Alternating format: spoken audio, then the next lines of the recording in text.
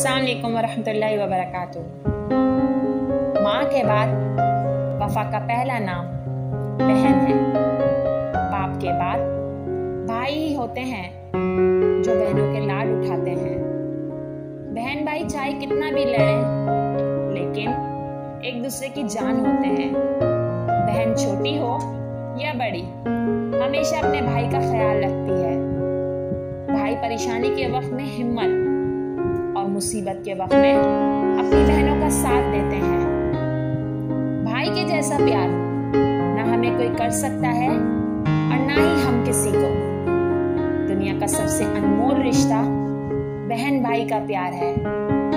भाई अपनी बहन से चाहे जितना मर्जी लड़े, लेकिन उसकी आंखों में आंसू नहीं देख सकता। कभी माँ बाप की याद आए तो बहन भाई साथ मिलकर बैठ जाया करो, क्योंकि किसी के चेहरे पर माँ मुस्कुराती नजर आती है और किसी के लहजे में बाप। बगैर मकसद के जो आपके पास हमेशा होता है वो सिर्फ और सिर्फ आपका भाई है। भाई अपनी बहनों के लिए दिल की रौनक होते हैं।